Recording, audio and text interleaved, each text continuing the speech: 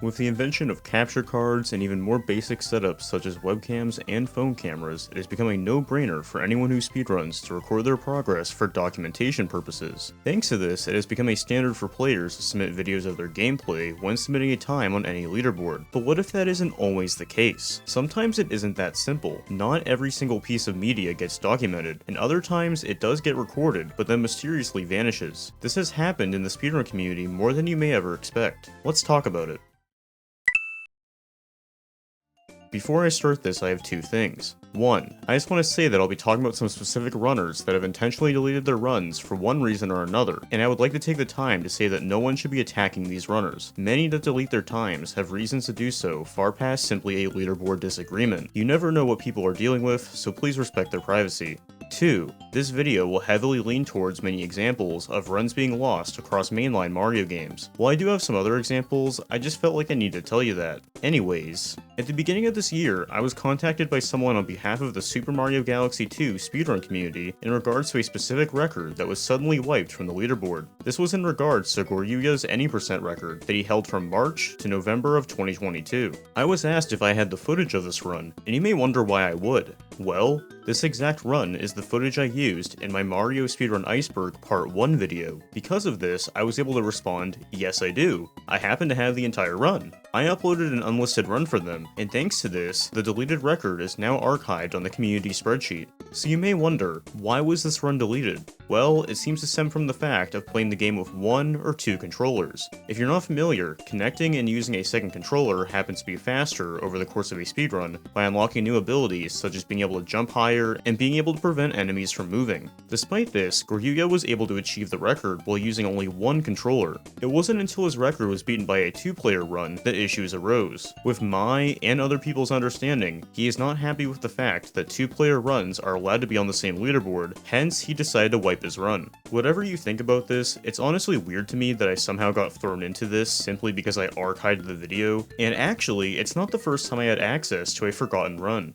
For anyone who's been around for even longer, you may know that I made a world record history on both Super Mario Land games, and in this case, I want to talk about the second one. While researching the world record timeline for the video, I ran into many roadblocks and confusion of records between the period of 2005 and 2013. This issue spawned for multiple reasons. A big one was simply due to how fractured speedrunning was at the time. There have been claims about Japanese runners holding the any% record in this era, but sadly there was nothing publicly documented in regards to video footage. On top of this, there were certain periods in time where runners were competing back and forth, and multiple records popped up within short periods of time. Most notably, this happened in early 2013 between Mug, Controllerhead, and Pierrot. The most interesting by far was Pierrot. I was able to get in contact with him for the video, and I'm really glad I could. Between Twitch being in its infant stages and not storing video properly, to Pierrot running on emulator, which was more controversial back then, not every run was archived properly. It was thanks to him recalling specific conversations with other runners that he believed he had an emulator record that was acknowledged by runners at the time, but was never documented afterwards. After searching through his personal archives, he was able to cough up a run done on February 16th, 2013 that clocked in at 27:07, which was 20 seconds faster than a record that was done 4 days previously. If I never had this conversation, who knows how many people would have ever ended up knowing about this run. The only reason it was known when it was simply due to me getting in contact with the runner directly. Another set of lost runs that I am very familiar with is in Super Mario World, and specifically the category small only.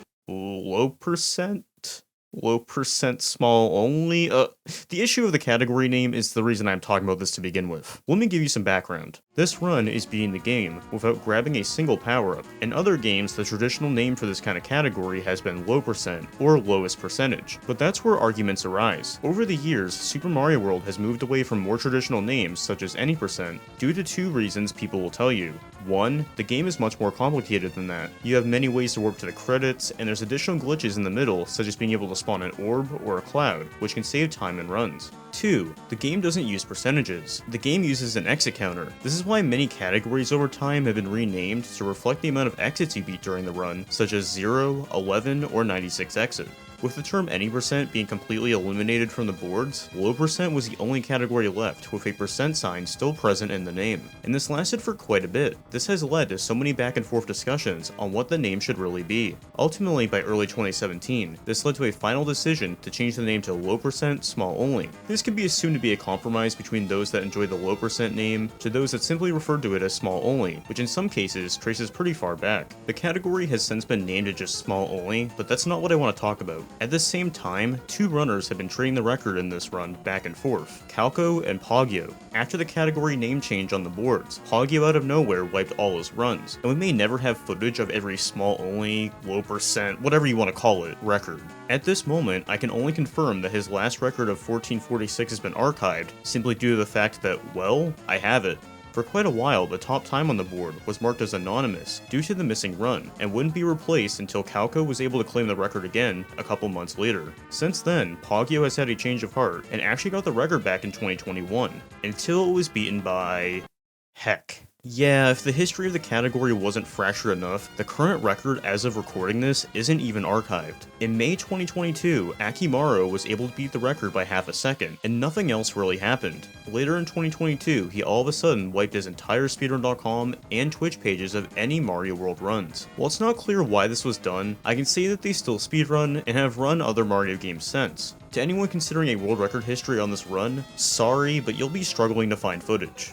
We've already talked about people removing runs over leaderboard decisions, but I want to quickly touch upon some other simple reasons that runs can get simply lost. The first being, sometimes records get beaten so quickly that they don't get archived properly due to the runners not caring enough to preserve it. This happens more often than you would think. With games being released nowadays, people immediately start speedrunning them, and I bet that a majority of these games' early record histories are inaccurate in one way or another. There could always be that one person that got a run minutes before someone else and never shared, uploaded, or even cared to talk about it. A silly example I can personally use is Eminem's kart racing. There have been a handful of times where time trial records have gotten beaten multiple times in one day, and some of the runs often get overlooked, or specific examples don't even get uploaded. Something I touched upon before as well is Twitch just being a really bad video host. Stepping back to the Mario Land 2 video quick, I can't even load one of the runs I used for that video anymore. I'm glad that videos randomly expire on that site after 8 years. On top of that, sometimes people forget to enable highlights on their page, or other similar issues arise. To sum it up, Twitch is such a bad video host, please upload anything to YouTube if you can. I saw one specific story shared about a run of Joe and Mac 2 that was lost to the only recording being the Twitch VOD, and it eventually got deleted, as any non-highlighted video does. Years later, when others were interested in running the game, there really was not an idea of what strats were used, and the game's history is not documented the best. This kind of situation has probably happened to a handful of games that we just don't know about because it was either so long ago or the game is more obscure. One other story that I wanted to mention is not about videos online being erased, but videos being physically lost. Before the landscape of YouTube, there really was not one easy place to capture and upload footage for anyone to view. A lot of speedruns we know about from the 90s and early 2000s are thanks to archives of physical mediums such as VHS tapes. In fact, there is one specific instance where a world record run recorded on VHS was lost in a way that you may never imagine happening. Since this happened so long ago, the details are not 100% clear, but it goes like this. Around 2002 to 2003, a runner who went by Cal Fulio achieved a world record time in Metroid Prime and recorded it on VHS tape. They sent it to somebody in the community that had access to a capture card and could properly archive it.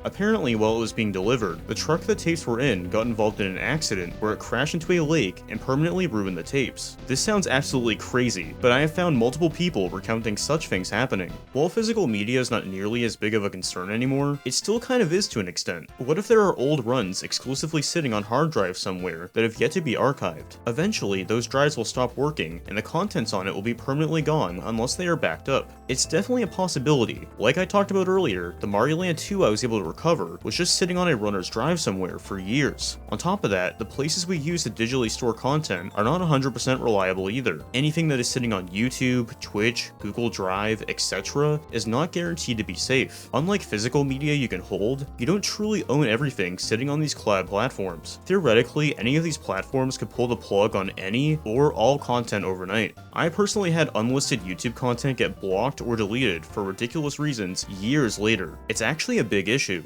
There are so many other specific examples I wanted to include today, but I felt like they either didn't fit with what I already had, or felt inappropriate to talk about. Especially when it comes to specific runners, you never know the full story behind all their actions and thoughts, and many times it is better to simply let things be. Part of the reason I love making speedrun content is that I am in a way archiving what different communities have done in different periods of time. Being directly involved in archiving previously thought to be deleted runs has made me really happy, and I encourage everyone else to passionately document and archive anything you are interested in. After seeing multiple records I watched disappear, and now being able to upload a deleted world record, I now plan to download and archive the history of many runs I am passionate about. Anyways, are there any forgotten or lost speedruns I missed that you wish I talked about? How much of an issue do you think this will be going forward in the future? Let me know in the comments below, or any of my socials. Thank you for watching.